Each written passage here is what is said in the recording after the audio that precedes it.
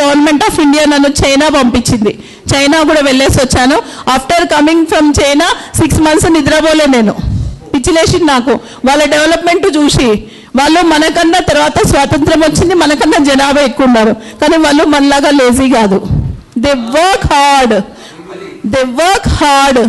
వచ్చినాక బుక్ రాసా నేను, లెసన్స్ ఫ్రమ్ చైనా అని. నేర్చుకుందాము ఎక్కడి నుంచి అయినా. అక్కడ చైనా భాషలోనే మాట్లాడతారు.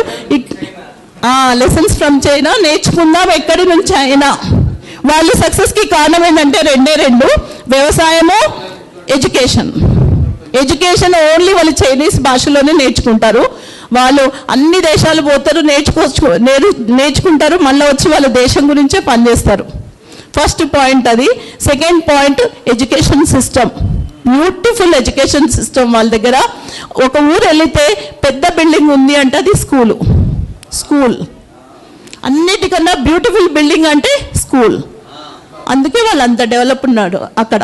రియలీ వాళ్ళ అగ్రికల్చర్. ఒక్క ఫార్మర్ చచ్చిపోలేదండి అక్కడ సూసైడ్ చేసుకొని. ఇక్కడ ఎవరు చచ్చిపోయినా మనకేం ఫరక్ పడదు. So sad. వాళ్ళకి దేశభక్తి చాలా ఎక్కువ ఉంది, అది మనకు పోయింది. That is the difference what I learned. అది 6 months వెళ్ళి మళ్ళీ నేను ఆ బుక్ను రిలీజ్ చేసి వచ్చిన. చైనా గవర్నమెంట్ ఆ బుక్ను మళ్ళీ ప్రింట్ చేసుకుంది. చూడండి, ఒక ఇండియన్ ఉమెన్ వాళ్ళ దేశం గురించి రాసింది అని. They felt so happy. అంటే ఇక్కడ వచ్చి మళ్ళీ నేను రీసెర్చ్ చేశాను. నేను వెళ్ళిన కొన్ని రోజులలో పూర్తిగా నాకు నాలెడ్జ్ రాలేదనిపించింది. అయితే ఒక చిన్న ఇన్సిడెంట్ చెప్తా. మాతో ఒక గైడ్ ఉండింది, చిన్న అమ్మాయి. అమ్మ నువ్వు ఏం చదువుతున్నావు అని అడిగాను. ఫార్మసీ చదువుతున్నా అని చెప్పింది.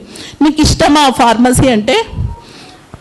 కాదు, నా దేశానికి ఇప్పుడు ఫార్మసిస్టులు అవసరం ఉంది, అందుకే చదువుతున్నా అన్నది. అక్కడ పాయింట్ మీరు చూడండి. నాకైతే ఐ ఫెల్ట్ సో షేమ్. నేను జీవితంలో ఇప్పటి వరకు ఆలోచించలేదు నా దేశానికి ఏమవసరమని. ఆ అమ్మాయి ఎందుకు చదువుతుంది? Because there country need pharmacist. So she studying pharmacy. అసలు ఆ థాట్ ప్రాసెసింగ్ ఉందా ఇండియాలో? పిల్లలు పుట్టాలి, ఒకరిని డాక్టర్ చేయాలి, ఒకరిని ఇంజనీర్ చేయాలి, అమెరికా పంపించాలి, అయిపోయి మనం వెళ్ళి ఓల్డేజ్ హోమ్లలో ఉండాలి, లేదా ఆ సెంట్రల్ జైళ్ళల్లో ఉండాలి. సెంట్రల్ జైలు ఏవి తెలుసా మీకు? గేటెడ్ కమ్యూనిటీలు. ఈ మధ్య ఎందుకు తెలుసా అండి?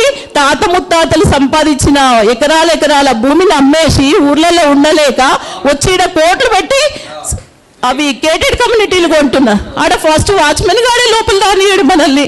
అది సెంట్రల్ జైలు కాకపోతే ఇంకేంది? I feel it. అసలు అనిపిస్తుంది. ఎందుకంటే ఈ థాట్ ప్రాసెసింగ్ నాకు కూడా లేదు ముందు.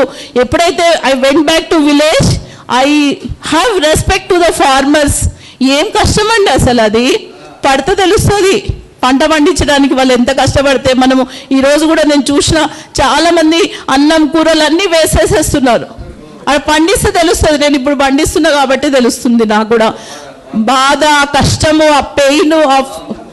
మనం అందుకే అంటున్నాను, అందరూ ఈ 50+ వాళ్ళందరూ ఇటు ఉండొద్దు హైదరాబాద్లో. సారీ. Thank you.